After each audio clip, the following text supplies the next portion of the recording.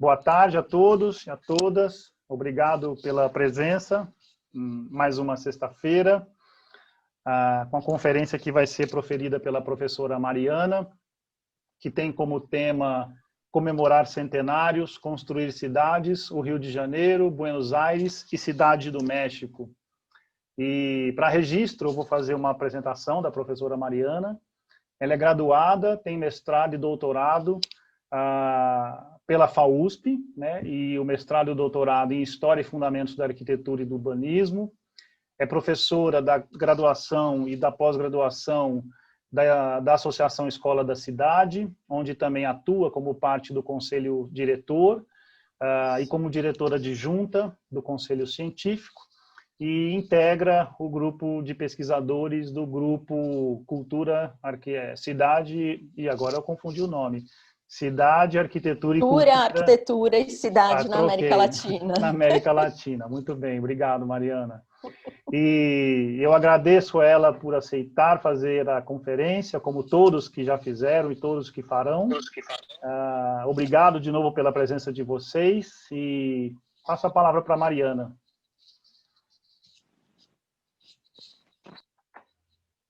Bom, deixa eu começar compartilhando a tal da tela.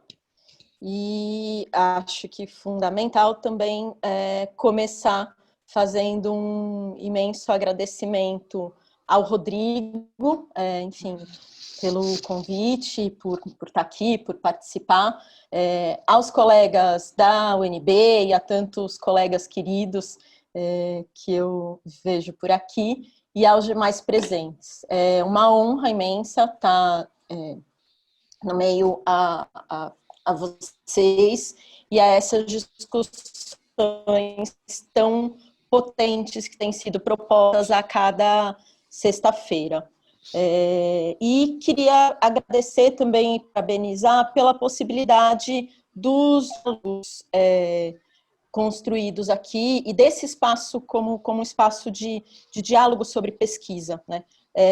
Nesse sentido, desde já, falar um pouco que o meu intuito foi esse ao pensar o recorte para essa apresentação, a proposta dessa apresentação, de pensar nesses diálogos possíveis, né? Então, estou ansiosa para escutá-los depois, e aí o recorte que eu procurei fazer, ou a escolha de recorte, ele partiu desse grande recorte de uma pesquisa, acabei optando por isso, por apresentar, na verdade, esse grande recorte de uma pesquisa em desenvolvimento há alguns anos, mas que eu acho que ainda tem alguns outros pela frente, mais do que trazer especificamente, né, ou seja, não me aproximar com lupa ou me debruçar sobre aspectos muito particulares, mas lidar com esse grande recorte e com algumas das hipóteses que eu tenho levantado a partir desse grande recorte, né? Por fim, para finalizar os agradecimentos, acho importante também agradecer ao CNPq.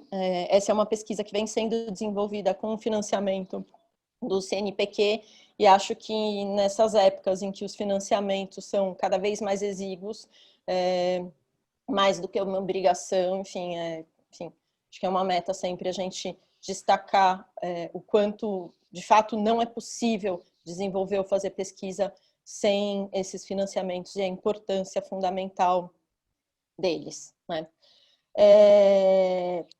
Então, eu procurei, na verdade, fazer esse recorte hoje para falar de uma pesquisa com a qual eu venho progressivamente me envolvendo nos últimos anos e que, embora de forma indireta, trata-se de um desdobramento das minhas pesquisas de doutorado.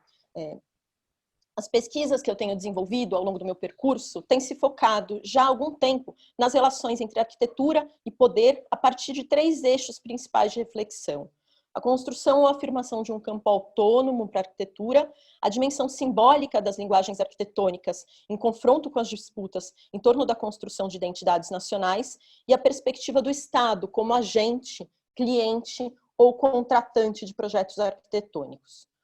No doutorado, eu trabalhei com 4 exposições universais que aconteceram no eixo norte-atlântico logo antes da Segunda Guerra Mundial, mas das quais o Brasil participa, procurando justamente entender como, naquele caso, e para a realização daquelas exposições, há o uso da arquitetura e do desenho urbano, de reformas urbanas ou de grandes intervenções urbanas na cidade-sede, como parte do discurso político ou como parte dos artifícios de negociação diplomática. Nesse sentido, eu fui aos poucos nutrindo uma certa curiosidade, formulando algumas novas questões para a grande exposição universal que acontece, não no período estudado, no doutorado, mas acontece anteriormente na América Latina e mais especificamente no Brasil. A exposição do centenário da independência realizada no Rio de Janeiro em 1922. Para essa exposição, que já é bastante estudada na nossa historiografia nacional, se colocavam de novo algumas das questões de fundo sobre as quais eu me debrucei no doutorado, que diziam respeito ao uso da arquitetura e do desenho do espaço urbano como parte de um discurso político de afirmação nacional.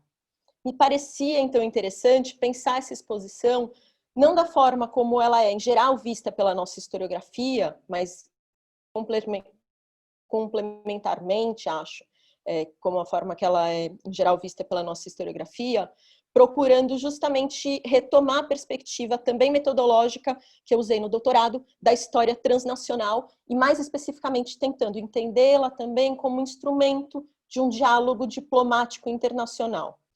Para conseguir lançar novas questões para esse sentido, foi me parecendo cada vez mais interessante olhar para a exposição do Centenário da Independência que acontece no Brasil, não de maneira isolada, mas no bojo das demais comemorações de Centenário de Independência que tem lugar na América Latina em inícios do século XX.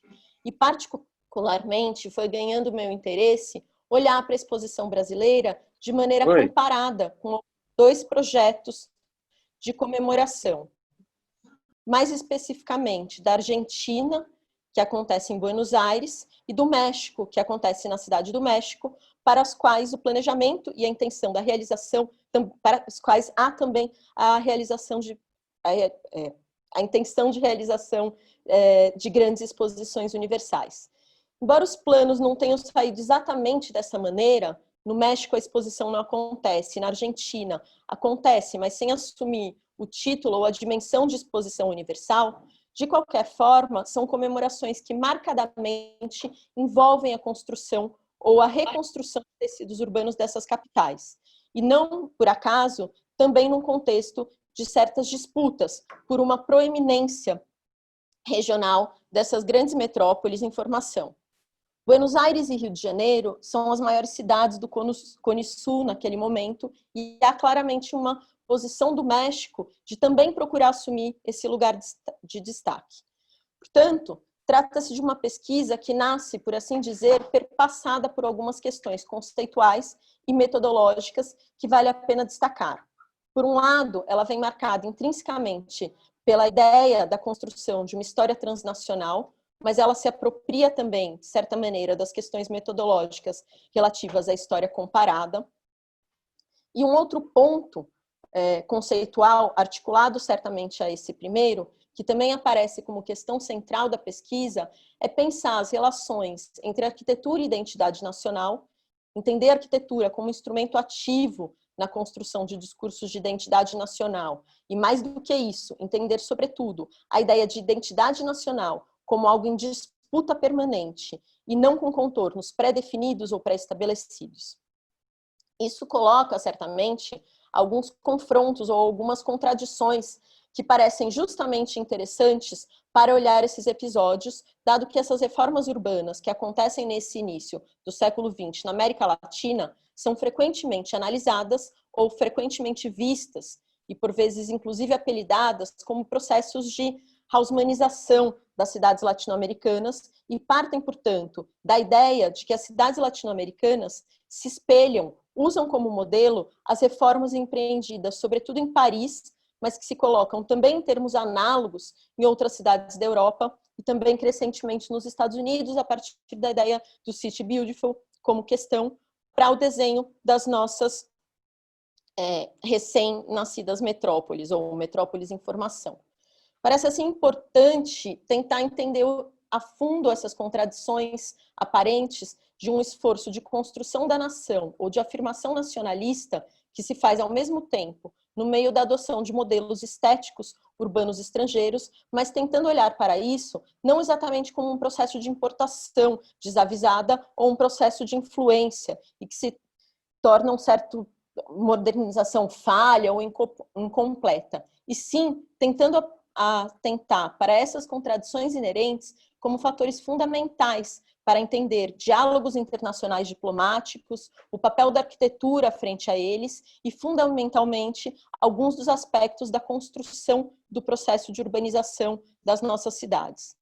É a partir, portanto, desse olhar e dessas questões que eu tenho me aproximado dessas comemorações do centenário da independência, particularmente no Brasil, na Argentina e no México, tentando entender alguns desses processos de reforma urbana que acontecem nesse momento e nessas capitais que ganham destaque em cada um dos cenários nacionais. Capitais essas que começam a ser pensadas também nesse momento, simbolicamente como metrópoles, e que também é um momento que essas metrópoles têm o crescimento cada vez mais acelerado das periferias. Trata-se, portanto, de tentar olhar como localmente nos integramos num processo de modernização global a partir de características que nos atravessam.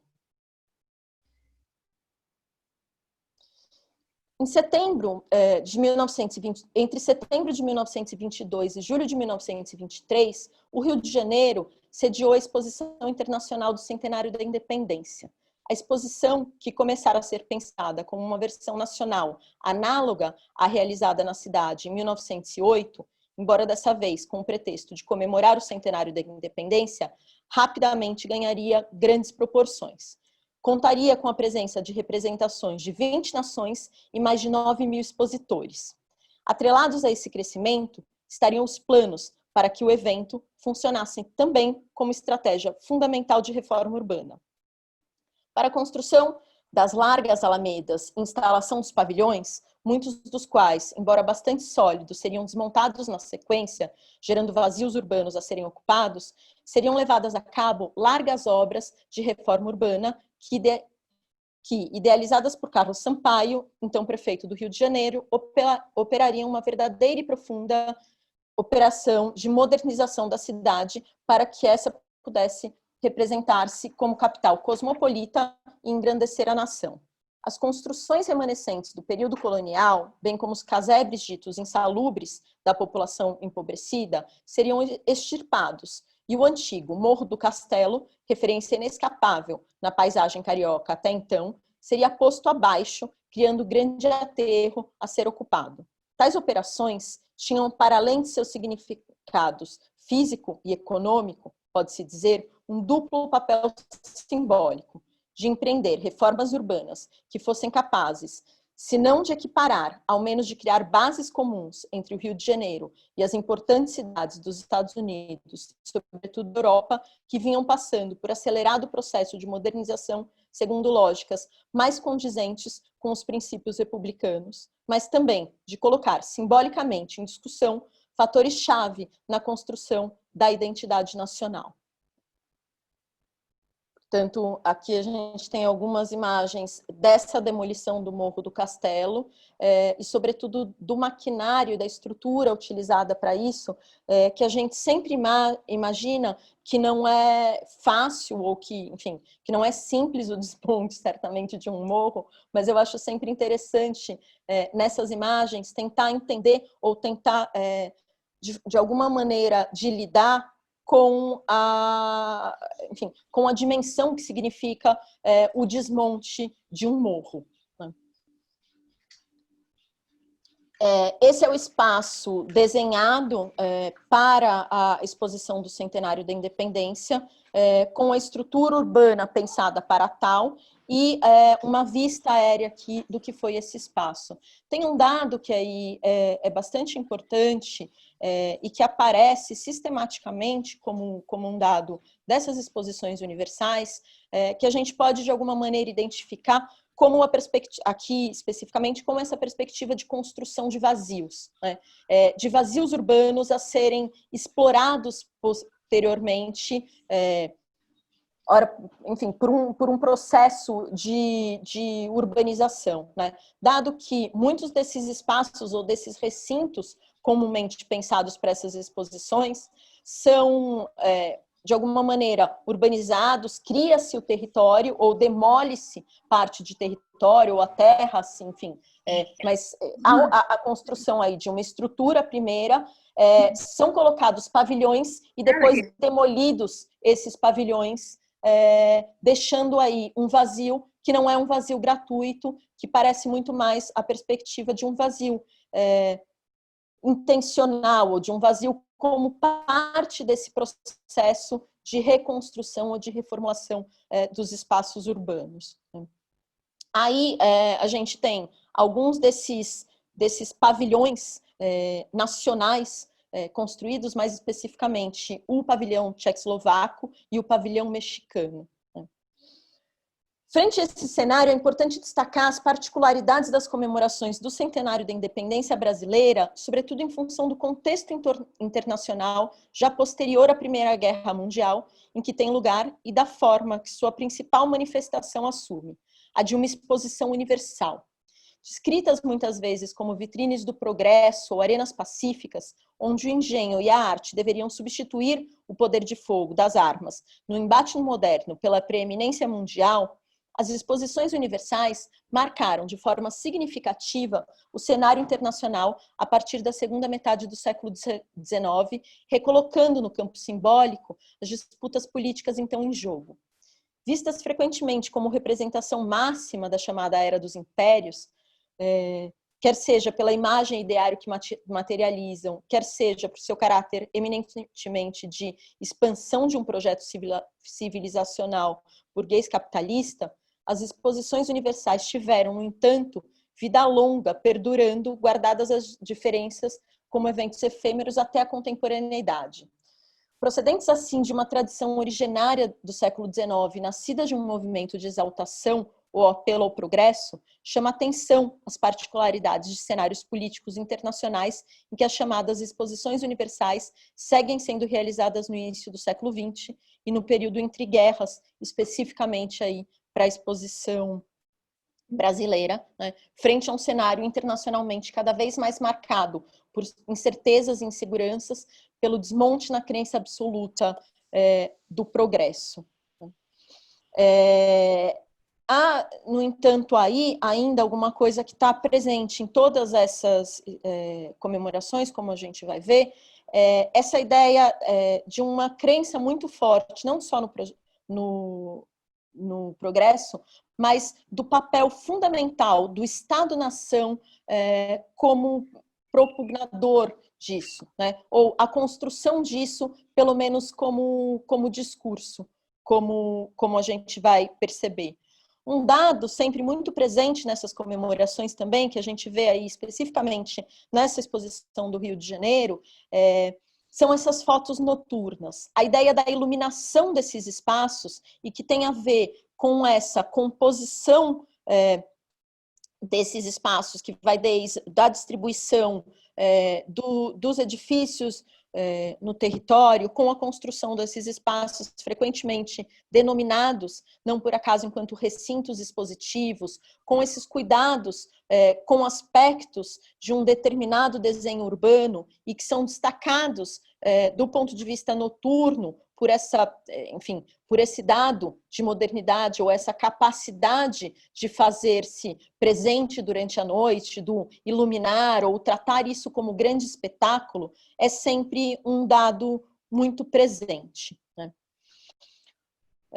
Assim, um outro fator, portanto, que chama a atenção em relação à comemoração do centenário da independência brasileira é justamente o fato dele ser um dos últimos nessa longa sequência de comemorações análogas que ocorreriam por toda a América Latina a partir da virada do século XIX para o século XX. Muitas das quais teriam como ponto comum os planos de reforma e modernização urbana, bem como a realização de exposições de maior ou menor porte. Pouco mais de uma década antes da exposição carioca tomar forma, Buenos Aires havia se preparado para comemorar e receber a sua exposição internacional do centenário. Realizada entre maio e novembro de 1910, talvez seja possível dizer que o plano de reformas urbanas posto em marcha na capital portenha, tendo como mote as comemorações, embora nem todas as obras estivessem terminadas, ou mesmo fossem depois disso terminadas até tal data, seria ainda mais ambicioso do que o caso brasileiro. 1910 seria um momento chave em que o poder público articularia um discurso que vinha sendo ensaiado desde o início do século de como enfrentar, do ponto de vista da infraestrutura urbana da capital, o volume de aproximadamente 6 milhões de imigrantes que haviam chegado ao país desde as últimas décadas do século XIX. Nesse sentido, seria justamente em torno dessa efeméride que se colocaria em marcha, na cidade de Buenos Aires, planos tão distintos como o melhoramento das estruturas de esgoto, o plano que Joseph Bouvard, então diretor de obras públicas de Paris, faria para a cidade a partir do desenho de grandes diagonais sobrepondo-se à quadrícula característica da cidade. A Exposição Internacional do Centenário, que através de encomendas e concursos públicos proporia a instalação na cidade de recintos expositivos, pavilhões e monumentos. Novamente, tratava-se de uma potente estratégia simbólica de construção de uma nova imagem para a identidade, o passado e o futuro do país a partir da sua capital. Aqui a gente tem o projeto, enfim, detalhado pela Comissão Técnica de Funcionários Municipais da cidade de Buenos Aires, bastante conhecido, enfim, elaborado com a colaboração do Bouvard, enfim, que seria quase nada ou muito pouco implantado na cidade de Buenos Aires, mas que mostra aí um dado também bastante importante não só dessa ênfase na ideia da reforma urbana como tônica ou como possibilidade, que se não assumiria, do ponto de vista do desenho da capital como um todo, essa dimensão de intervenção, estaria presente em redesenhos de espaços ou de dimensões infraestruturais também da cidade de maneira muito, muito marcante. E acho também que, do ponto de vista simbólico, é muito notável aqui perceber a importância de algumas desses grandes eixos ou dessas grandes avenidas que já tinham caracterizado o desenho, ou que já caracterizavam esse modelo com o qual a gente está, de alguma maneira, lidando, e que, novamente, nessas cidades latino-americanas assumiriam um lugar central. Mas é gritante, ao mesmo tempo, se do ponto de vista das perspectivas, enfim, de desenho, isso não se distingue muito, de qualquer maneira, é notável a distância entre esse planejamento de um plano urbano amplo para a cidade e o desenho mais especificamente detalhado de alguns desses recintos expositivos que seriam desenvolvidos, que seriam implantados especificamente para receber os pavilhões da exposição na cidade de Buenos Aires. Né?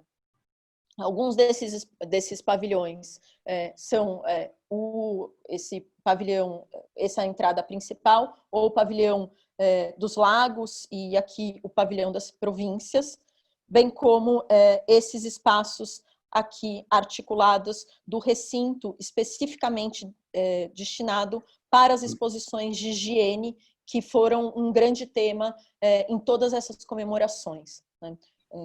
E que é um grande tema urbano nesse momento.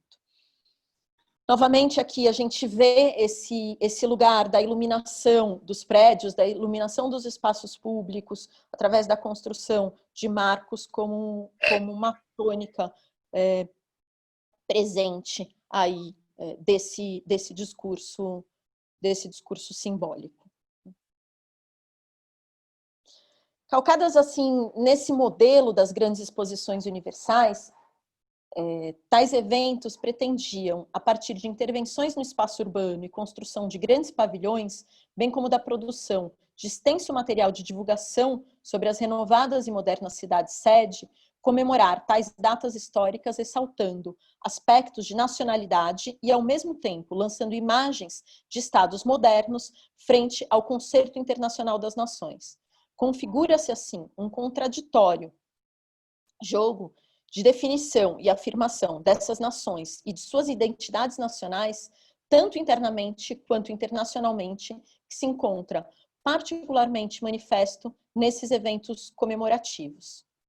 Embora sem a realização de uma exposição internacional nos mesmos termos, a comemoração do centenário mexicano, levada a cabo na Cidade do México em 1910, no fechar, portanto, das cortinas do Porfiriato, parece também se aproximar enormemente dessa mesma perspectiva.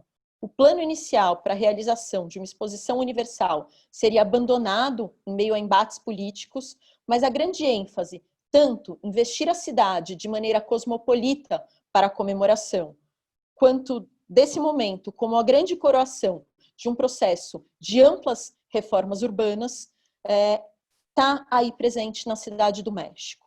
Né? Particularmente na Cidade do México, do ponto de vista simbólico, é importante destacar as reformas que seriam feitas no Passeio de la Reforma, que não é aberto, que não é, enfim, colocado no traçado da cidade.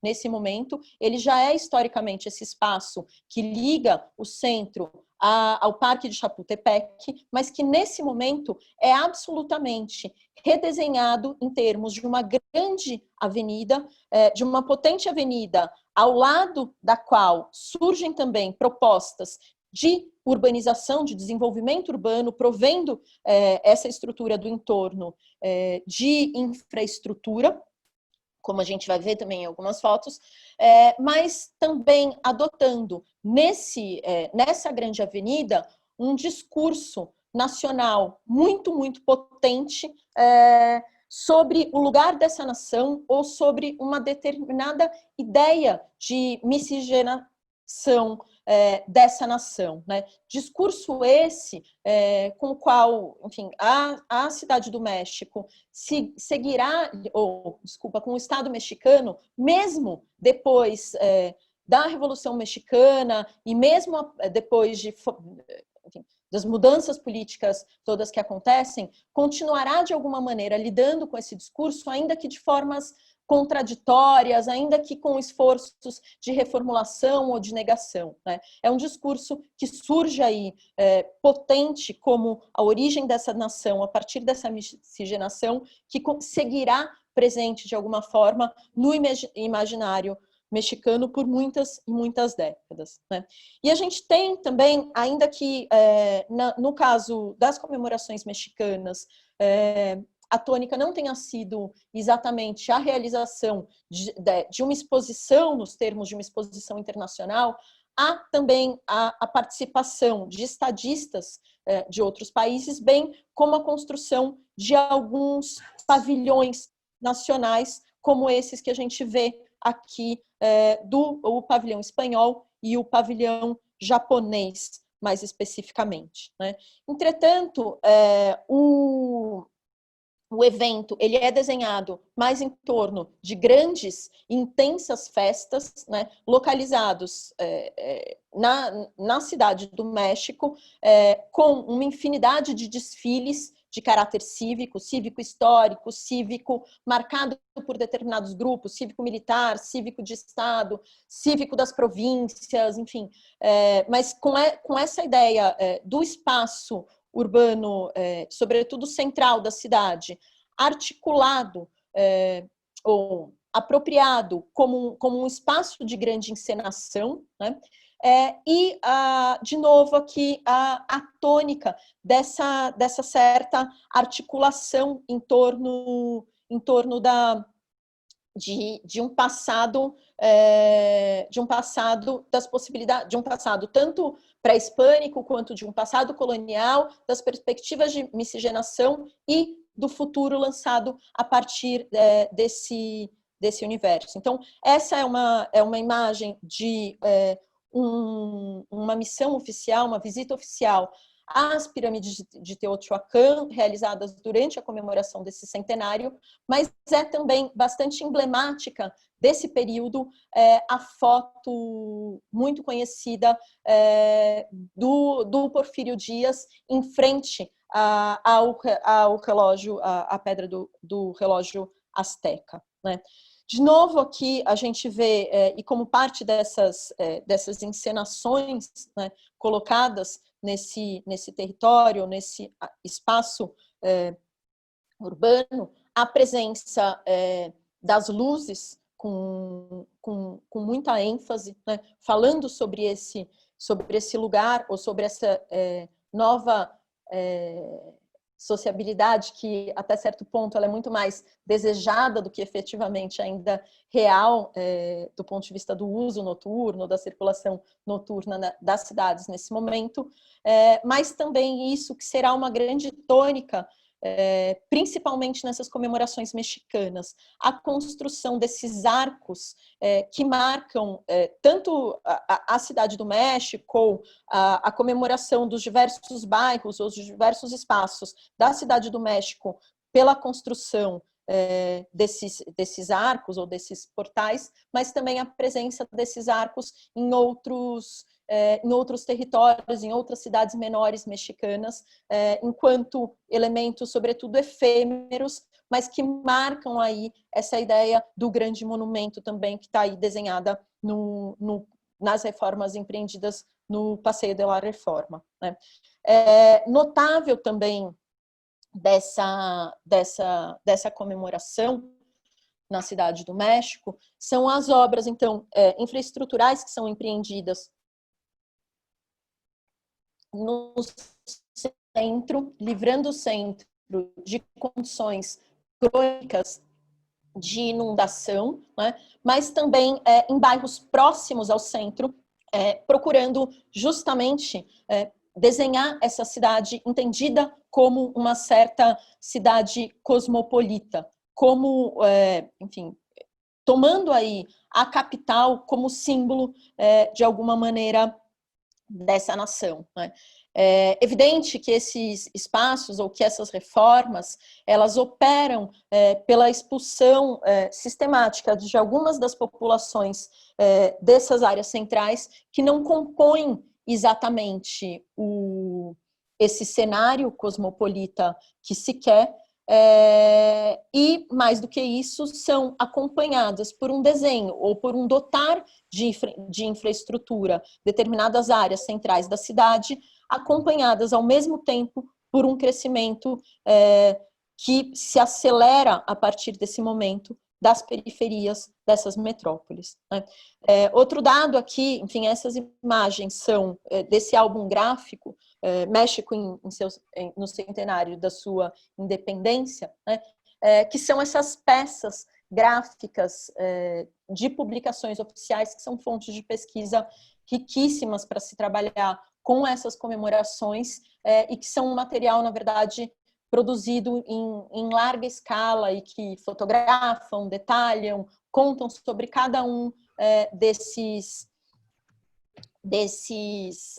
enfim, dessas minúcias, dessa preparação para a comemoração e dessa comemoração em si, também como dado aí de reconstrução da história, né? Esse será também um momento aí, mais especificamente, isso é notável, né, na Argentina, mas esse será também um momento de reconstrução de determinadas narrativas históricas, escolhendo por si só datas específicas para essa comemoração dos centenários. Na Cidade do México isso é notável também, porque a Cidade do México vai ter duas comemorações de centenário, uma em 1910 e outra bem menor e um pouco em outros termos, comemorada em 1921, aí por esse estado pós-revolucionário, tomando, portanto, aí também esses dados da história como característico para para a construção de determinadas narrativas, né? A grande tônica reside aí, portanto, nessa articulação por meio da intervenção na cidade, ou mais especificamente, numa parte da cidade, na construção de um grande discurso nacional. E mais do que isso, num discurso nacionalista que afirma a nação ou o Estado-nação como esse agente de transformações, né? Embora sem um consenso sobre o momento de surgimento, diversos são os autores que vão apontar para a proeminência do nacionalismo em suas mais diversas expressões, especialmente nas esferas da política e da cultura ao longo dos últimos 200 anos da história, principalmente na chamada civilização ocidental, mas com suas aparições também no Oriente. Essa tônica no nacionalismo vai aparecer em contextos os mais diversos, mas sempre de alguma maneira impondo esse caráter universal do discurso nacional por aparecer nesses diversos contextos e, ao mesmo tempo, em contraste com a sua característica intrínseca de se constituir a partir de um discurso de particularidades e de diferenciação.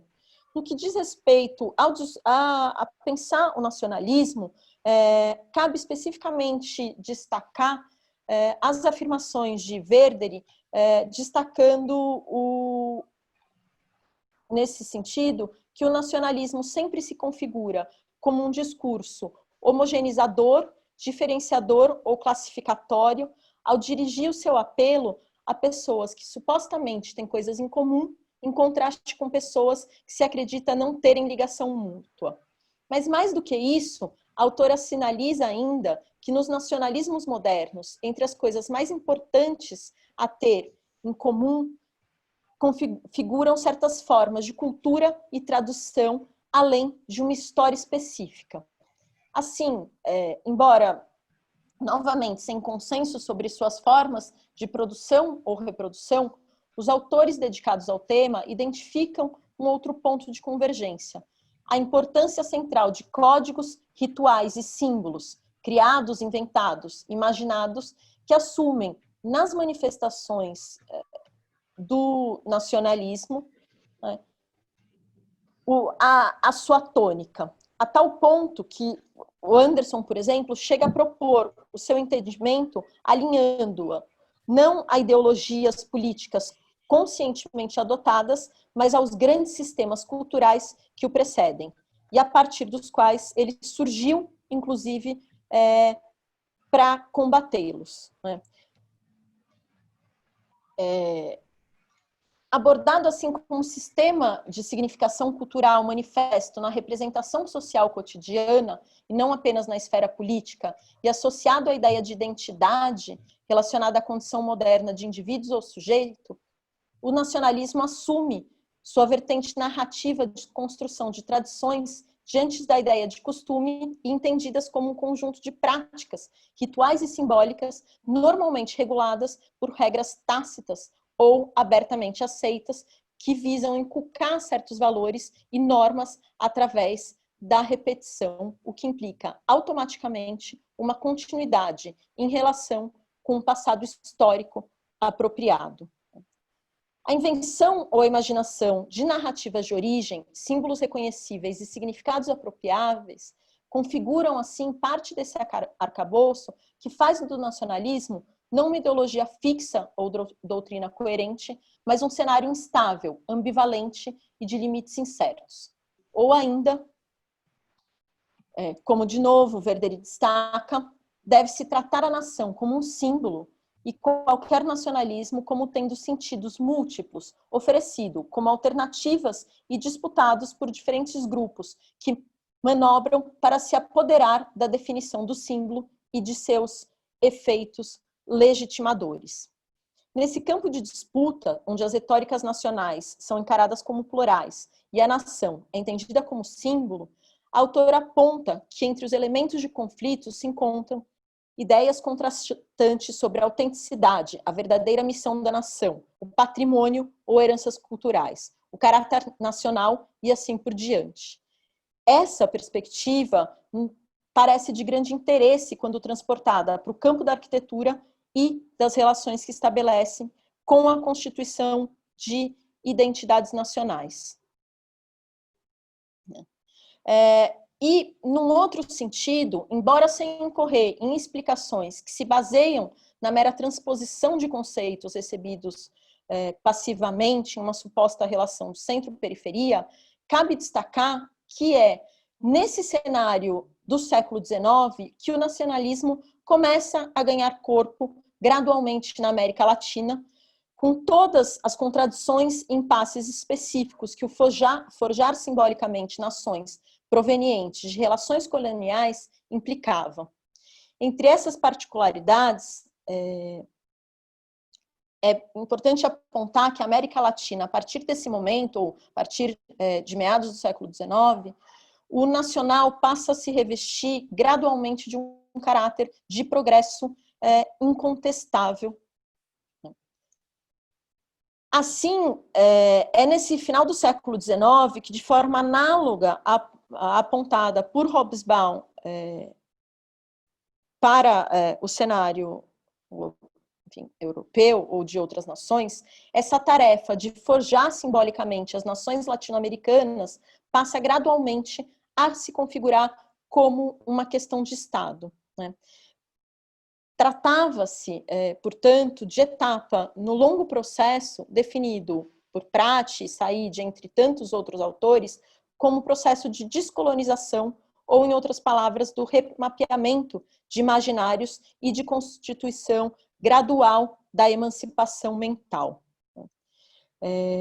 Portanto, é após a consolidação dos Estados nacionais, iniciado com os processos de independência, mas que através de enfrentamentos armados e disputas políticas que marcariam todo o século XIX, era necessário constituir a nação em bases políticas modernas, indivíduos livremente associados que compartilhavam, de alguma forma, mitos comuns. Tratava-se ainda não apenas da tessitura e consolidação de mitos de pertencimento compartidos pela população, mas igualmente da obtenção de reconhecimento legal desses estados nascentes no concerto internacional das nações. Nesse contexto, é possível dizer que o processo de afirmação de identidades nacionais se dá a partir de um permanente e muitas vezes contraditório jogo de aproximações e negações com os parâmetros culturais europeus e progressivamente norte-americanos em busca da afirmação de nações modernas em suas particularidades. E é nesse contraditório jogo de definições e afirmações das nações e das identidades nacionais, tanto internamente quanto internacionalmente, que se encontra particularmente manifesto nesses eventos de comemoração dos centenários de independência latino-americana, que vão ocorrer entre 1910 e 1930, a exemplo do México em 1910 ou 1921, da Colômbia em 1910, da Argentina em 1910 e novamente em 1916, do Chile em 1910 e 1918, do Brasil em 1922 e do Uruguai em 1925 e 1930. É importante notar que algumas dessas fronteiras estavam ainda nesse momento em disputa, né? E, sobretudo, há aí uma disputa muito intensa em torno da proeminência ou da construção de certas hegemonias regionais disputadíssimas por alguns dos países, sobretudo desses 3 países aqui em foco, mas também aí com o Peru e participando desse processo de disputa e, sem dúvida nenhuma, sem esquecer a ação dos Estados Unidos cada vez mais contundente nessa construção dessas lógicas hegemônicas, né?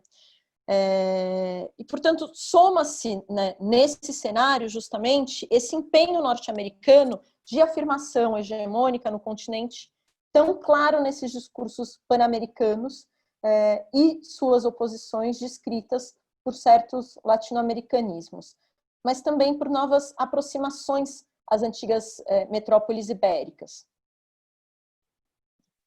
Assim, é possível dizer que, guardadas as particularidades de cada um dos cenários nacionais das disputas em curso e das táticas adotadas, as comemorações dos centenários latino-americanos operam tanto como estratégias simbólicas e discursivas para o enfrentamento de crises internas, quanto para o estabelecimento de pautas específicas junto às políticas internas. Longe de significar a eliminação de diferenças, a construção dos imaginários nacionais no contexto dessas festas comemorativas acaba, na maior parte dos casos, por significar tentativas de acomodação, por vezes contraditórias, de embates em curso, resultando em estratégias mais ou menos efetivas, quer seja na capacidade de mobilização das massas, quer seja ao gerar possibilidades de contestação.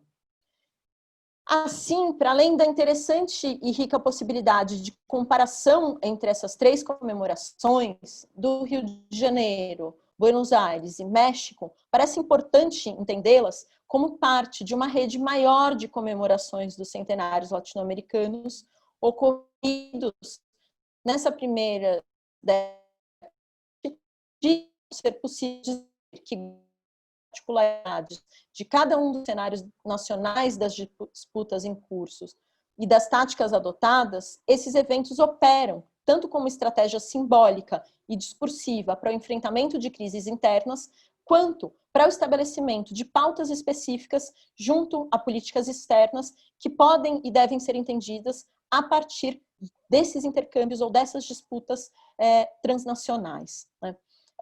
A título de conclusão, eu gostaria, na verdade, de colocar três aspectos com os quais eu tenho tentado trabalhar e que são, acho que serão o foco mais específico da pesquisa a partir desse momento, né, que me parecem bastante notáveis. Né?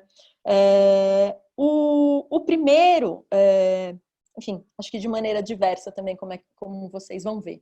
O primeiro é esse tensionamento da questão nacional enquanto discurso, não só do ponto de vista dessas ações políticas, mas também do ponto de vista do que é que nós costumamos ler como ações ou representações desses discursos nacionalistas colocadas no contexto das nossas cidades e das nossas arquiteturas ou das nossas linguagens arquitetônicas. Né? Um pouco procurando identificar de maneira análoga ao que o François Guerra faz para a história do México, como nesse momento aí dessas comemorações estão presentes, inclusive, do ponto de vista simbólico nesses desenhos, determinados discursos de nacionalidade expressos, né, por meio desse desenho urbano ou desses espaços arquitetônicos aí desenhados. Né. Um outro aspecto que me parece importante, me parece interessante olhar, é justamente entender, relacionado a esse primeiro aspecto, né, do nacionalismo como a construção desses estados nacionais e de certos discursos, né, entender também esses processos de modernização das nossas cidades a partir do que são essas apropriações desses modelos colocados, né, entendendo, portanto, junto com diversos autores que vêm empreendendo esse esforço, né, de ler ou de entender não aí uma importação desses modelos, mas, sobretudo, de entender como a construção ou as contradições que a gente vê aí presentes nesse desenho de cidade, elas não são elementos contraditórios nesses contextos ou em função desses processos de importação, mas eles são processos contraditórios em si, desses processos de desenho, né, e desses processos de olhar, de construção simbólica para a cidade a partir de desenhos e a partir da compreensão dessas cidades, a partir de da proposição de certas sociabilidades também aí entendidas nessa sociedade de massa, né? E, portanto, entendendo de alguma forma como participamos ativamente desses processos de modernização, mas também procurando aí entender, de alguma maneira, como também as nossas elites operam também nesses processos colonizadores internamente e no desenho das nossas cidades, né?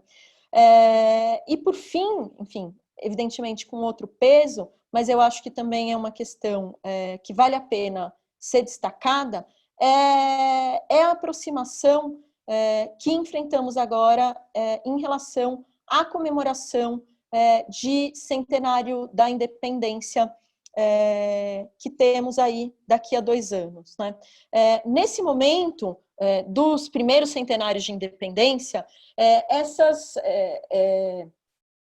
cidades elas foram palco de intensas construções simbólicas, como a gente está vendo. E o que a gente experienciou, o que a gente viu acontecer em algumas das cidades latino-americanas que comemoraram seus bicentenários foi novamente um esforço profundo de compreender esse primeiro centenário, mas também de refazer alguns discursos históricos por meio de reformas ou por meio de intervenções urbanas não tão potentes, não tão radicais como essas que a gente viu, mas que também, por exemplo, marcam, enfim, pegando um outro exemplo, aí muito pontualmente, no caso do Chile, por exemplo, tentando reconstruir, do ponto de vista de intervenções arquitetônicas, determinados discursos sobre a sua memória, ou uma tentativa de fazer as pazes, de alguma forma, com a sua memória das ditaduras militares, né? A gente tem um cenário, enfim, sobre o qual a gente não precisa dizer quão complexo ele é, né?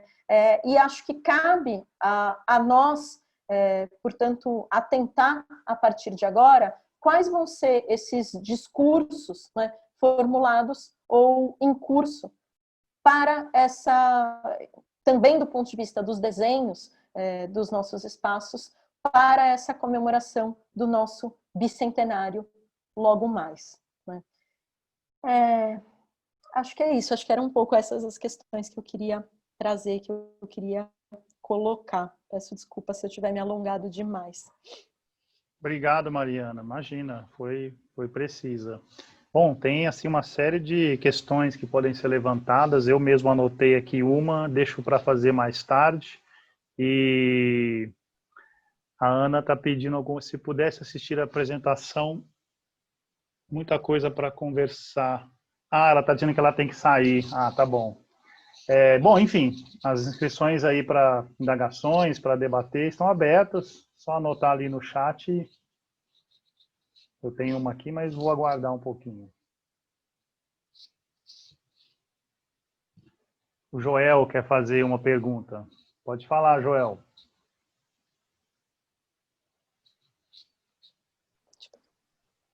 Nós estamos sem o seu som.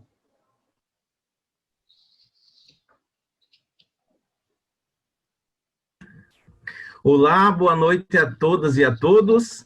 Mariana, muito prazer e parabéns pelo trabalho. A minha curiosidade é sobre o teu trabalho de campo. Veja bem, não é uma crítica, mas você pesquisou em todas essas 3 cidades, ou você conseguiu fazer o seu trabalho mais a partir de livros em bibliotecas brasileiras e através da internet também? E se você foi para essas cidades, como é que foi a negociação com as agências financiadoras para você pesquisar no exterior?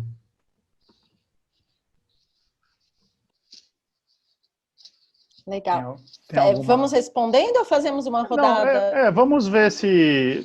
Bom, acho que como não teve nenhuma inscrição, eu posso, enfim, fazer aqui a consideração que aí fazemos um bloco. Eu fiz uma anotação aqui que acho que eu fiz antes de você, inclusive, falar aquelas 3 aqueles 3 pontos que você considerou, né, nas suas considerações finais, e ficou muito próximo, creio eu, do segundo ponto, quando você aponta, né, uma discussão sobre a modernização das cidades.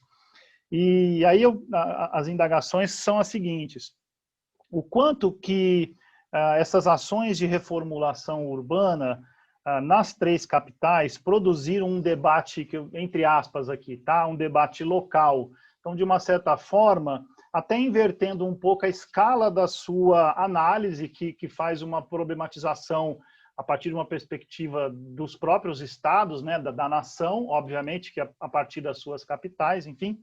Então, o que essa discussão sobre a reformulação produziu um debate no campo nosso da arquitetura e do urbanismo. No campo do urbanismo, né, quais as disputas de ideias e de concepções que foram postas em discussão, né, nesses contextos, ou isso não aconteceu? Para o caso do Rio, a gente conhece mais, mas Buenos Aires e México menos um pouco. Então, o que se, do ponto de vista do campo profissional, produziu de debate, de tensionamento de ideias, de concepção sobre a cidade que se pretendia, e aí talvez a partir, ou levando em consideração a própria discussão do nacionalismo que você está fazendo, né? Ocorreram diversos outros projetos para os outros.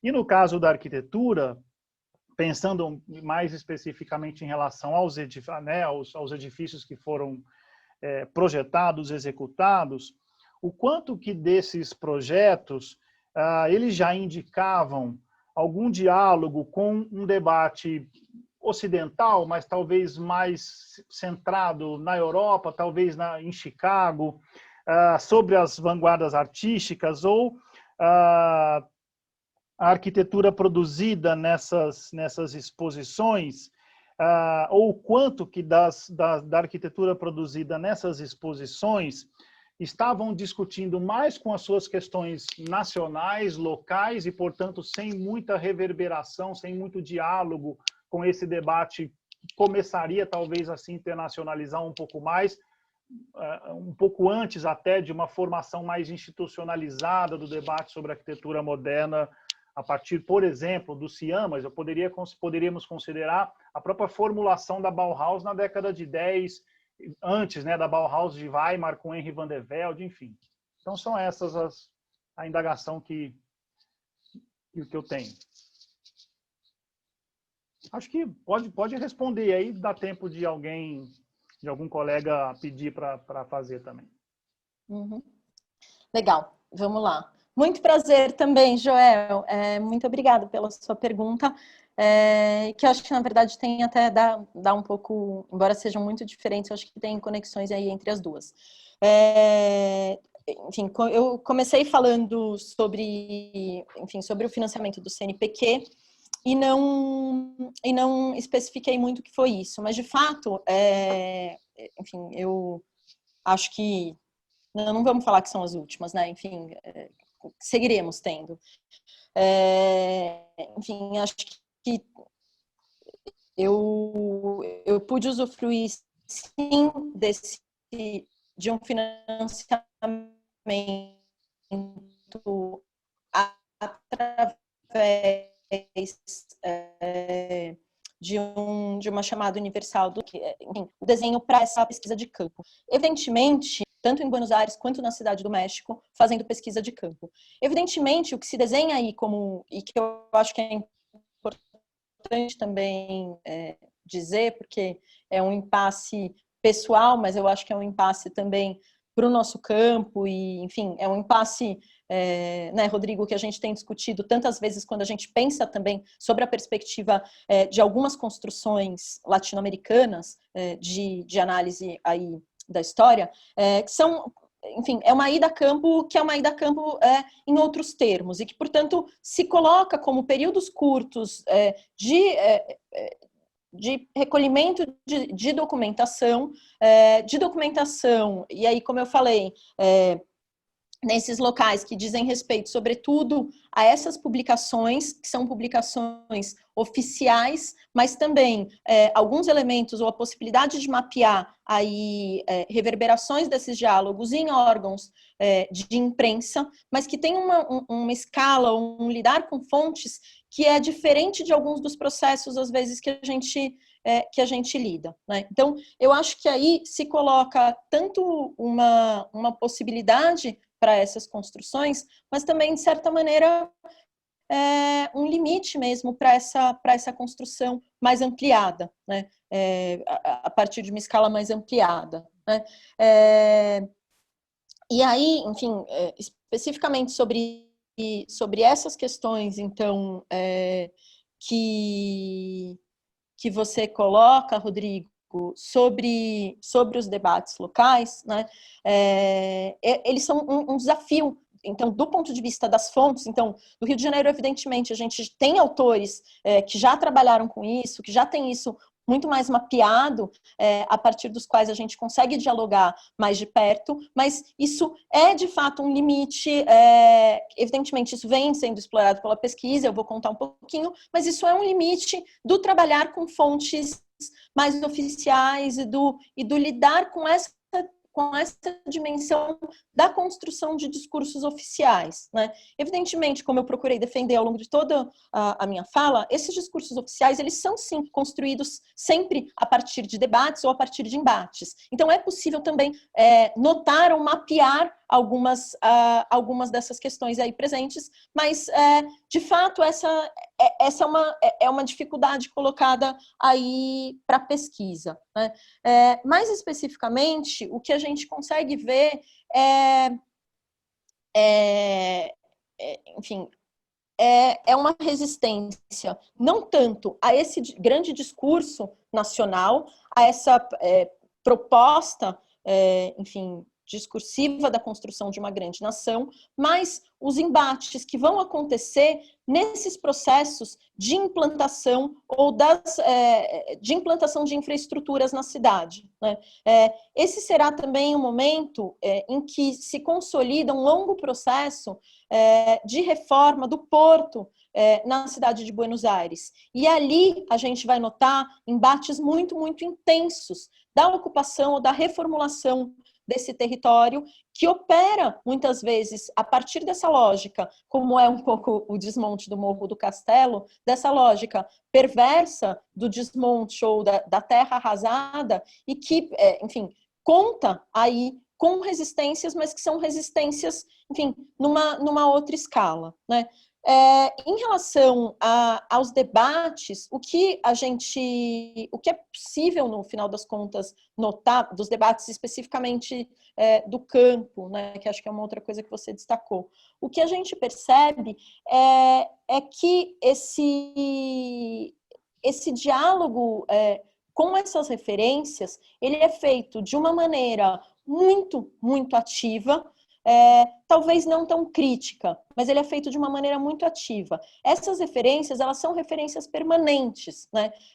Inclusive por esse trânsito que começa a acontecer justamente nesse momento, tanto de publicações, então, no caso especificamente das comemorações, é evidente que isso está o tempo todo se espelhando ou tendo como referência as intensas também publicações em revistas especializadas, mas nesses álbuns gerais que são elaborados sobre as exposições universais, sobretudo as parisienses, né?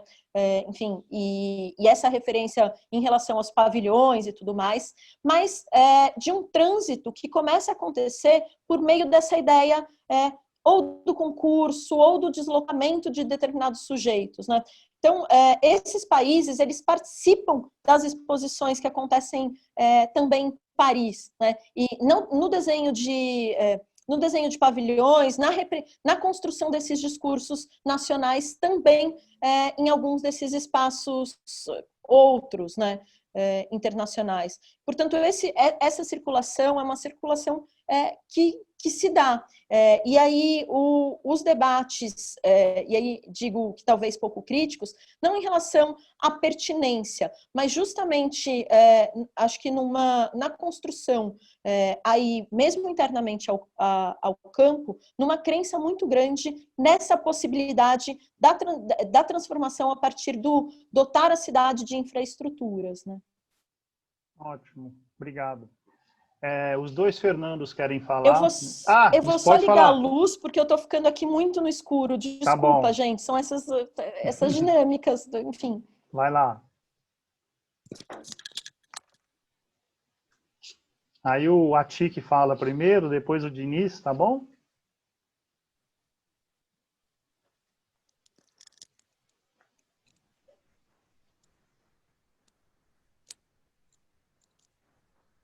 Infinitamente melhor. Desculpa, eu não tinha me atentado a isso, que eu precisava deixar uma luz ligada. Tranquilo. Muito bom. Bem, Mariana, eu quero te cumprimentar, porque conheço a pesquisa há tanto tempo, já vi suas apresentações, mas hoje você foi especialmente primorosa nesses slides, com essas fontes iconográficas e com esse texto costurando toda essa sua argumentação.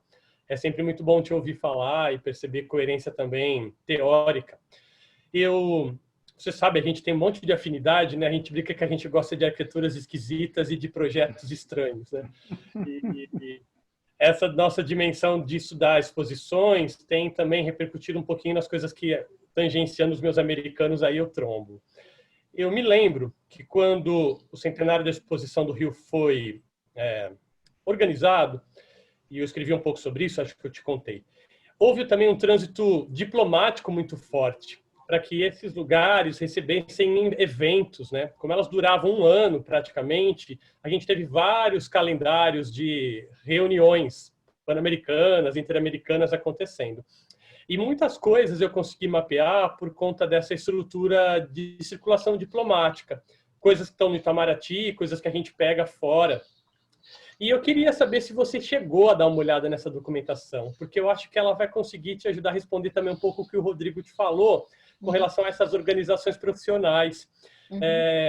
Na do Rio de Janeiro, por exemplo, aquela revista que agora eu tenho me debruçado sobre, a Engenharia Internacional, que vai tratar também do México, ela falava muito sobre a necessidade de um congresso internacional de engenharia, pensando em engenharia também como articulação territorial, projeto de cidades e de portos.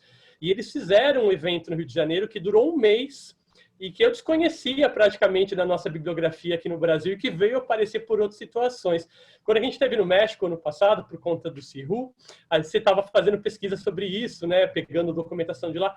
Como é que está aparecendo a diplomacia nos seus trabalhos? Porque eu acho que você vai conseguir também alinhavar coisas que também estão ocultas até agora dentro disso. E aí aproveito e te cumprimento de novo, esperando aí pela grande publicação que virá, com certeza. Obrigado. Foi um prazer. Fernanda, você faz a sua também?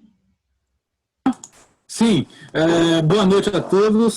Parabéns, Mariana, pela pesquisa. Eu não conhecia.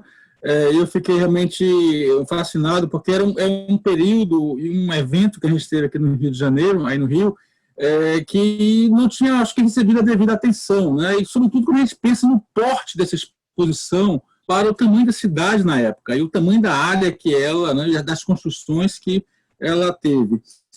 A minha dúvida é bem pontual, assim, é porque nós geralmente pensamos nessas exposições que vêm até hoje como um cenário de um sonho coletivo desses edifícios que a gente sabe que são quase que cenários, né? E o que me chama a atenção justamente é pela solidez desses edifícios. Então, eu queria saber, assim, como é que se você tem material, assim, sobre como é que é esses edifícios, porque pensando se eles foram realmente construídos como deveriam ser, foram investimentos altíssimos. Eu fico pensando em anos ser tudo desmontado, né? Você tem material sobre isso? Era só isso. Acho que a Mariana pode responder, né? Não chegou nenhuma outra pergunta. Legal.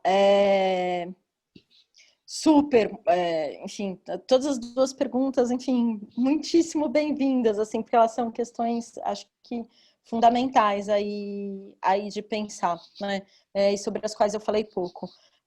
Consultar essa documentação diplomática foi uma das entradas fundamentais, né, eu tenho trabalhado, na verdade, mais em torno ainda, e, enfim, é isso, preciso avançar em relação a esses eventos específicos. Tenho trabalhado mais em torno das representações oficiais de Estado, né? Porque aí também, essa documentação diplomática, ela é excepcional para a gente conseguir entender esses trânsitos e esses processos de negociação, né? Portanto, e aí, essa documentação também oficial, ela traz, enfim, esses catálogos, ou, enfim, desses eventos, ela traz detalhadamente personagens e eventos ocorridos dia a dia nessas comemorações, né? E por meio um pouco desses elementos, a gente vai entendendo, ou a gente vai começando a entender nas entrelinhas por quê, e que é um dado fundamental, do porquê determinados países têm ou não têm pavilhão, escolhem ou não escolhem naquele momento estar representados, né? Como é que essas missões estão presentes e como é que essas costuras vão acontecendo, né? Que é particularmente importante aí para o caso brasileiro, né? Enfim, e parte aí dessa conversa, a representação mexicana, por exemplo, em 22. Né? Eu tratei aqui muito mais das questões de aproximação, mas tem uma questão aí que é fundamental também para a gente entender esses diálogos diplomáticos e a maneira como eles acontecem, que é essa distância entre 1910 e 1922, com só a Primeira Guerra Mundial no meio. Né? Que não é coisa pequena, e que muda a maneira como isso acontece, e que vai fazer, e aí, enfim, do ponto de vista específico das lógicas mexicanas, enfim, é um Estado pós-revolucionário que se faz representar, que pela primeira vez no Brasil escolhe se representar numa exposição universal, né? O Tenório Trilho trabalhou muito sobre isso, sobre esses sentidos que tem essa representação, mas é notável a gente perceber como é que isso é amarrado do ponto de vista dessas circulações, dessa presença, né? Por exemplo, como... E isso é um dado também importante e que aparece aí como questão, né? Sobretudo na exposição, na exposição argentina e nos eventos comemorativos, há uma presença muito mais notável dos países europeus do que dos países latino-americanos em relação ao que é a exposição de 22 no Brasil, né? Ou mesmo do que as comemorações, mesmo sem exposição, mesmo sem pavilhões, sem muitos pavilhões nacionais, do que é a participação dos países latino-americanos nessa comemoração mexicana, né? Então, isso é fundamental de ser entendido. E um outro dado que você traz, a TIC, enfim, os dois Fernandos, aí que é interessante, é justamente acerca desse campo da engenharia como algo absolutamente fundamental nessas discussões, né? Essa chave, na verdade, aí dessa aposta infraestrutural e dessa certa crença no progresso, que evidentemente é muito mais uma construção ideológica,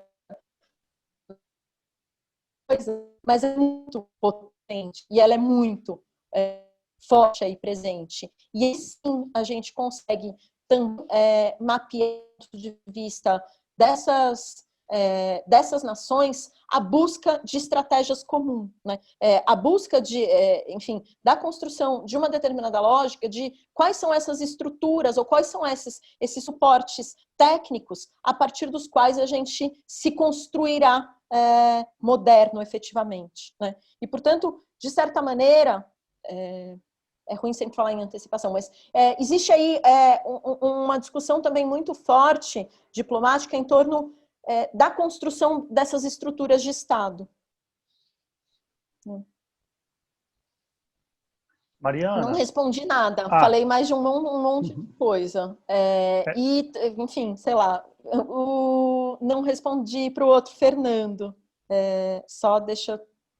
Você ia me interromper, Rodrigo? Deixa eu só fazer uma observação, porque talvez algumas pessoas podem sair, e eu hoje até conversei assim, muito rapidamente com a Maribel e com a Carolina, e como isso aqui é uma proposta que eu entendo coletiva, né, de todo mundo que está aqui, eu gostaria de ouvir, e pode ser depois me mandar uma mensagem, ou para quem ficar mais até o final, nós já estamos com 2 meses, né, de tertúlia, então eu queria um pouco assim, sentir de vocês o nosso fôlego para todas as semanas mantermos as palestras. Agora todo mundo já voltou em atividade didática normal. Então, assim, uma preocupação que me veio hoje em relação ao nosso fôlego para... Claro, eu adoraria, enfim, mas acho que é um dado a se considerar. Mas que a gente conversa ao final e depois, se alguém quiser também mandar uma mensagem. Então, era isso. Desculpa, só para aproveitar que ainda tem bastante gente aqui. Aí você pode falar com o Fernando agora.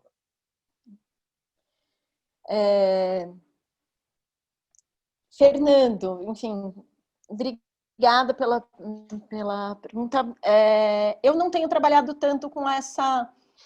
enfim, tenho trabalhado, evidentemente, com dados dessa construção, mas esse foi um problema muito mais palpável para mim quando eu enfrentei lá a pesquisa do doutorado e quando eu fui olhar para as exposições universais que acontecem, enfim, que foi isso, que eu trabalhei lá com as exposições universais, algumas exposições universais que acontecem logo antes da Segunda Guerra Mundial, mais especificamente a de Paris, de 37, Nova York e São Francisco em 39, e a exposição do mundo português em 1940. Né? E por que eu estou dizendo que lá era uma questão maior? Que está presente aqui também na exposição do Rio de Janeiro, mas ela não está presente tanto nas outras.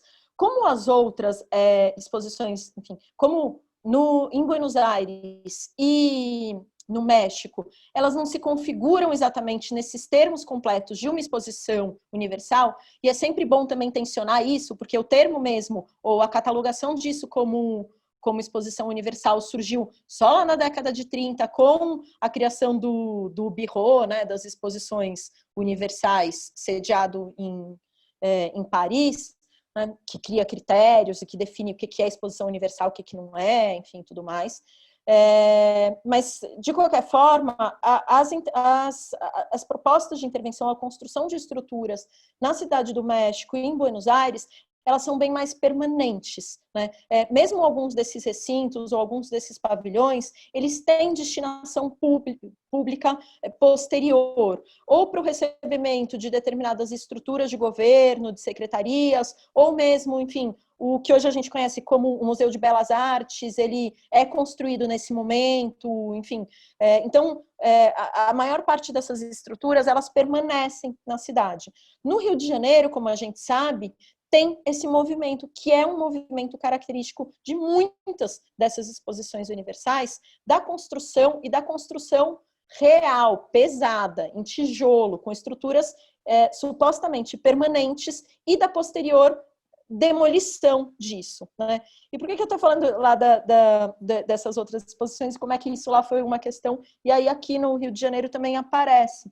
Porque a gente frequentemente olha para esse dado dessas exposições como exposições efêmeras, pensando na referência primeira, e a historiografia da arquitetura fará isso com muita frequência, pensando na referência primeira do Palácio de Cristal, né, da possibilidade da desmontagem. Mas isso não é real, se não para todas, talvez, enfim, para pouquíssimas das exposições universais que a gente vê acontecer, pelo menos até meados do século XX. Né?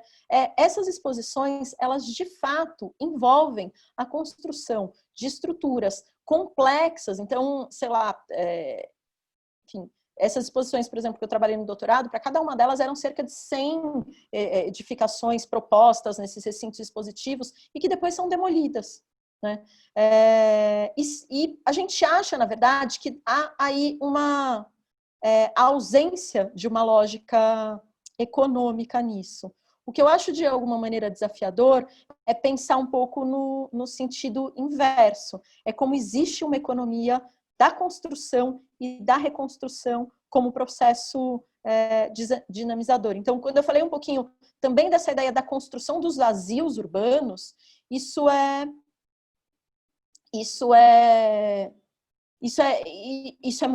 muito notável, assim, né? Então, no Rio de Janeiro há esse processo, na verdade, evidentemente você não desmonta um morro para fazer uma exposição, você usa da exposição como pretexto para desmontar um morro e para construir todo um novo território urbano, né?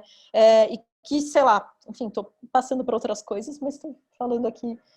Nessas exposições, por exemplo, que eu olhei lá no doutorado, era isso, eles constroem uma ilha no meio da Baía de São Francisco para realizar uma exposição universal, porque havia aposta de que essa ilha, posteriormente, ela poderia ser um aeroporto estratégico na articulação, na afirmação de São Francisco na costa oeste e dos Estados Unidos no Pacífico. Evidentemente, de novo, a Segunda Guerra Mundial muda um pouquinho isso. Mas, enfim, um pouco essa aposta, enfim. E aí, sobre processo de demolição, aí o Atik pode falar, inclusive, muito melhor do que eu, mas, enfim, um pouco nessa perspectiva.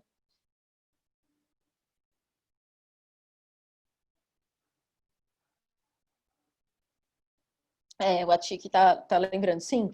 O pavilhão dos Estados Unidos, ele permanece, né, assim como permanecerão alguns outros, mas não é a totalidade, é uma parte, enfim, pequena, e são alguns.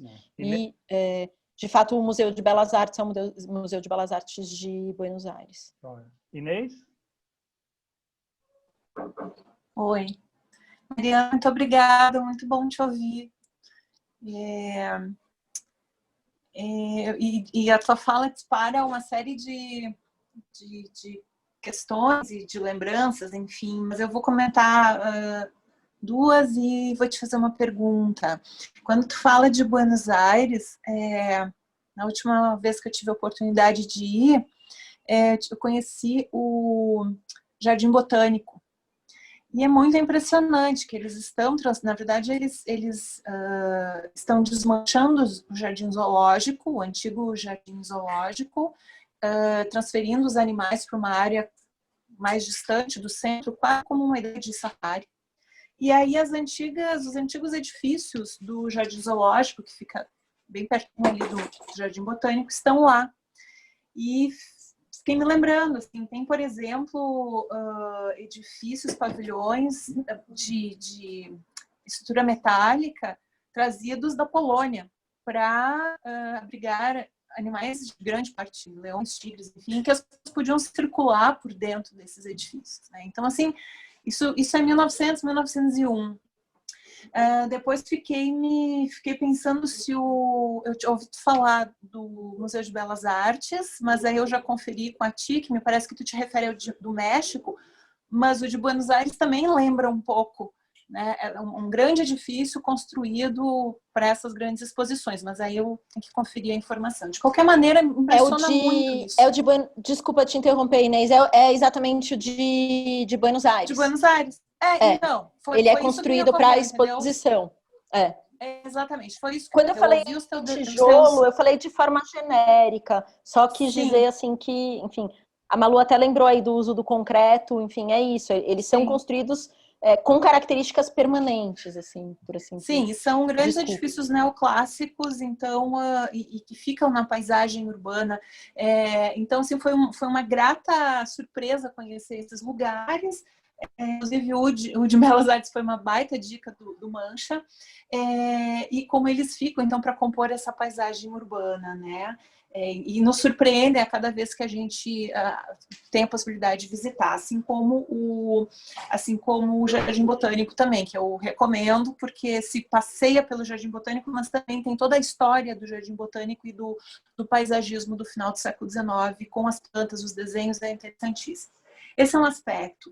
O outro é olhar para em Porto Alegre, né? E é olhar que em Porto Alegre vai ter, em 1900, a chamada Exposição Alemã, que é para demonstrar, então, o que os industriários alemães já estavam produzindo, sendo que a gente tem duas levas de imigração, uma em 1824, uma em 1875, e essa de 75 não traz gente só para trabalhar no hinterland, no interior, ou com agricultura, mas também já traz imigrantes que se tornaram grandes industriários, como seus descendentes. Então, tem exposição em 1900, mas a grande exposição ela vai se dar em 1935, que são 100 anos da Revolução Farroupilha. Tá? Embora tenhamos perdido aí para o Império, a gente comemora a Revolução Farroupilha aqui. E ficam grandes, ficam alguns elementos, a própria disposição de funções do parque, ficam alguns elementos de pequenos quiosques, né? Então é muito curioso como essas, mesmo muitas tendo sido demolidas, muitas ficam, né, e marcam a nossa paisagem. Então me interessa muito conhecer o teu trabalho por conta dessa exposição que a gente tem aqui em Porto Alegre.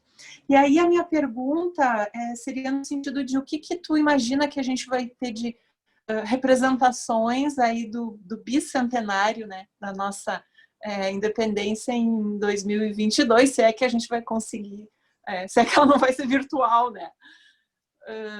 O que tu espera, assim, porque tu vê que a gente tem essas fotos, esses desenhos, essas plantas, né? E o que de fato, para fins historiográficos, a gente vai conseguir produzir de representações aí dessa nossa comemoração, diante de e o que a gente vai estar comemorando, né, diante da situação política atual.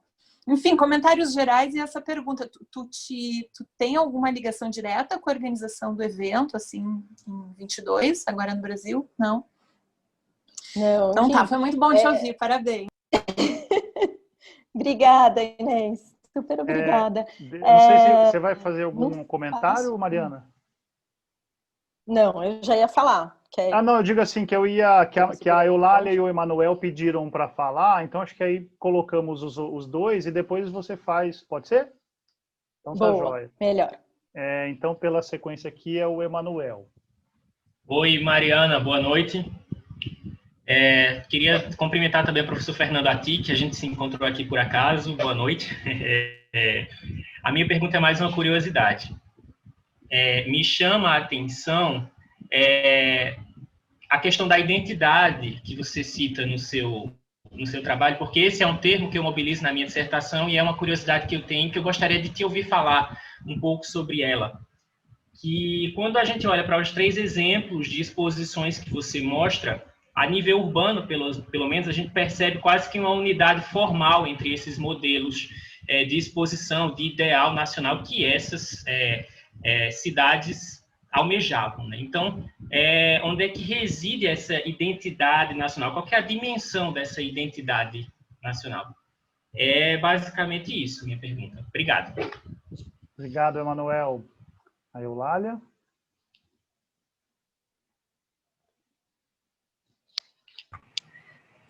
Sim, obrigada. Mariana, super bom. Gostei muito da articulação aí do teu argumento.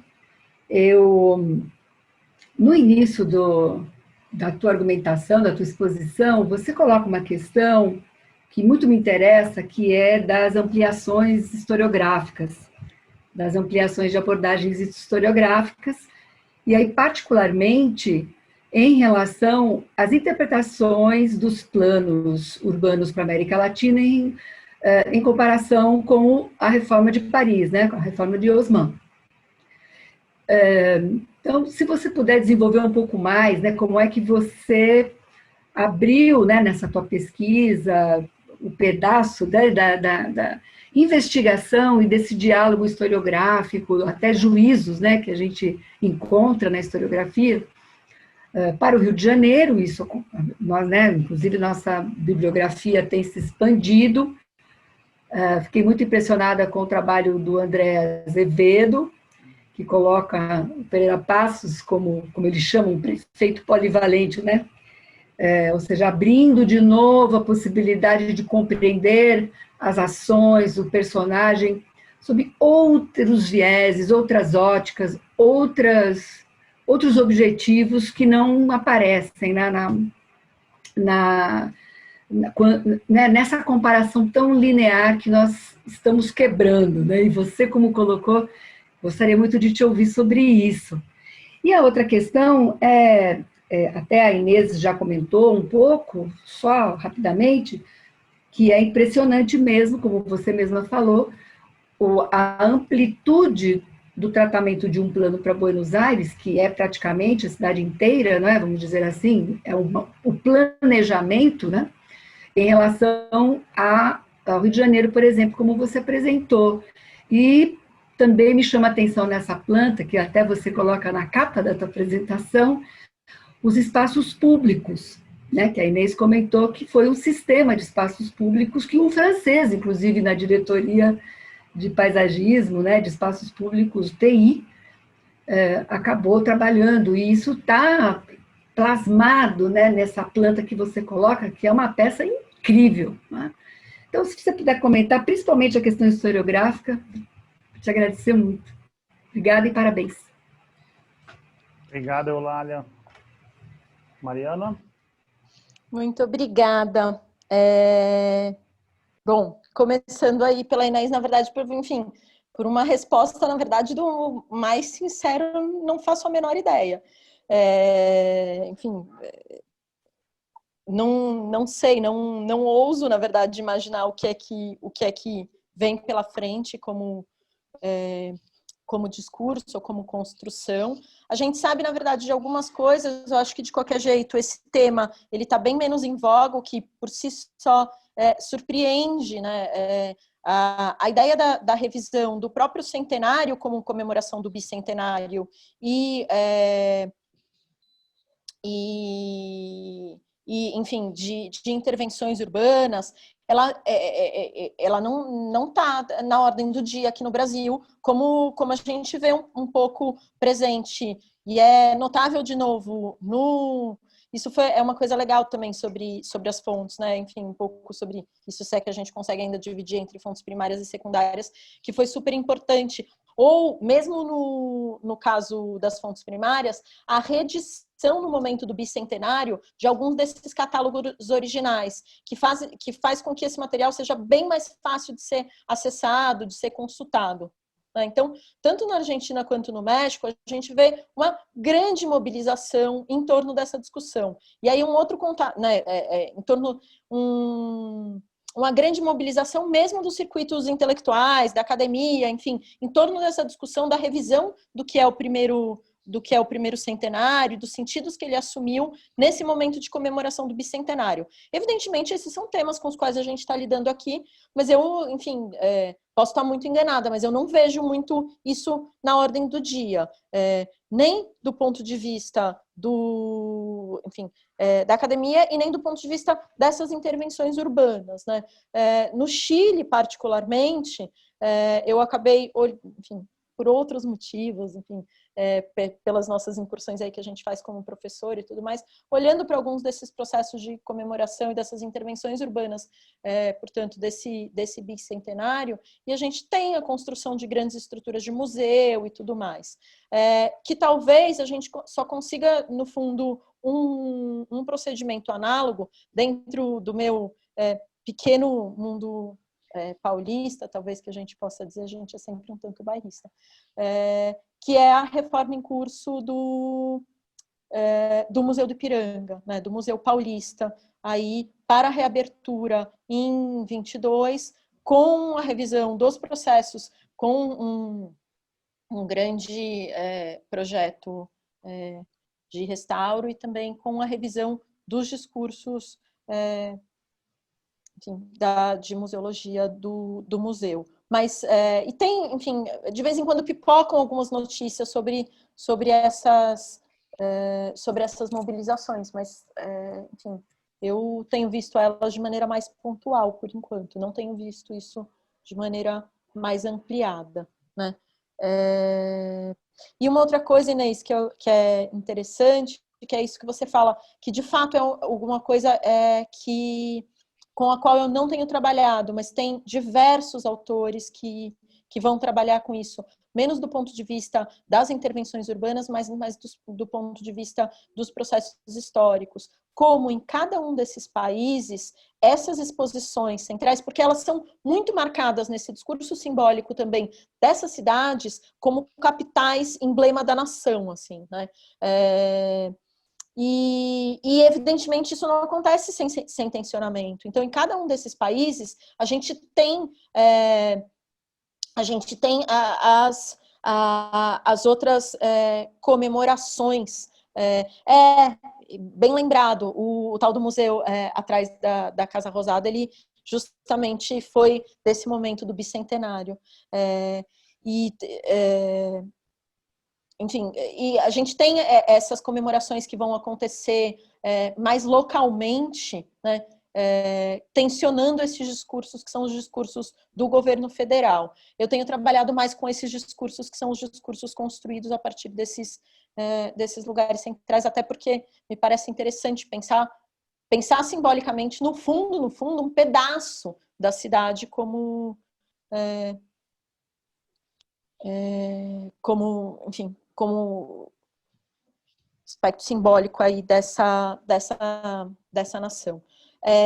E aí, enfim, sobre as questões da Eulália e do Emanuel, eu vou, de alguma maneira, acho que tentar responder de maneira articulada, porque justamente, Emanuel, a minha tentativa é ler um pouco como é que a presença de um discurso, que é um discurso fortemente da construção da nação, está presente aí nesse desenho que a gente, por vezes, lê como universal.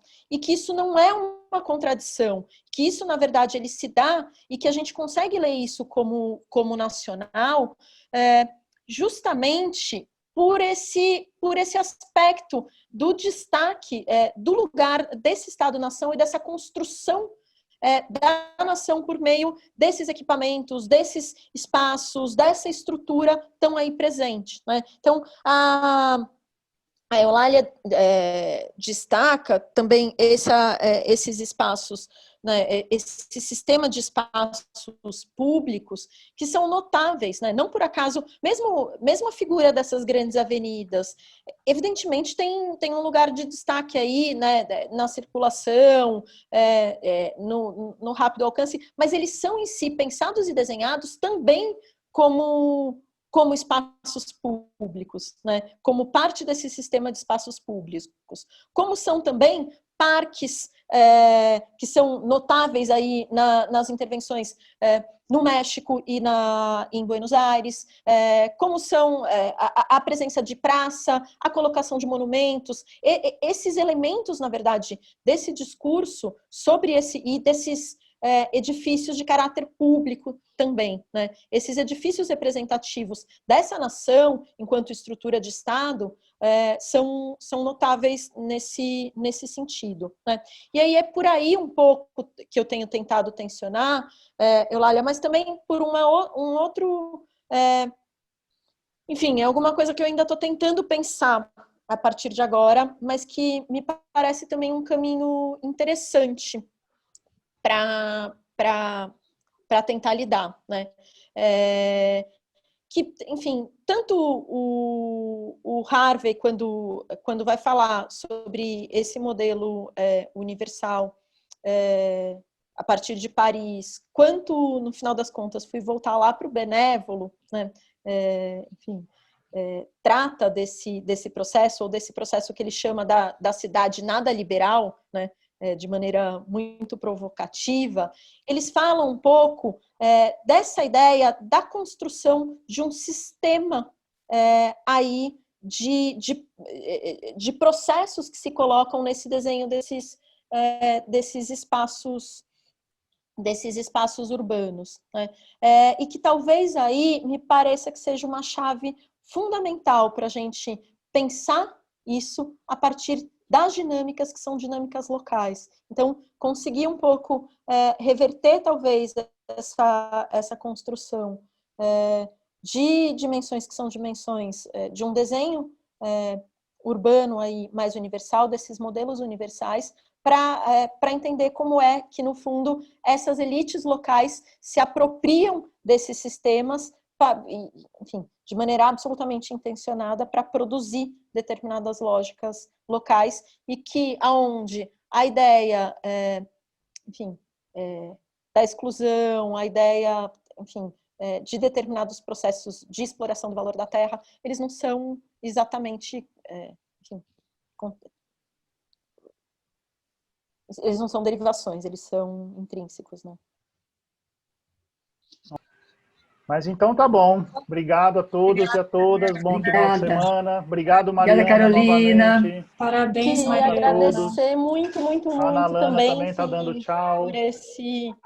por esse momento, enfim, de poder conversar com vocês, de poder, enfim, escutar todas essas questões, de encontrar efetivamente com vocês.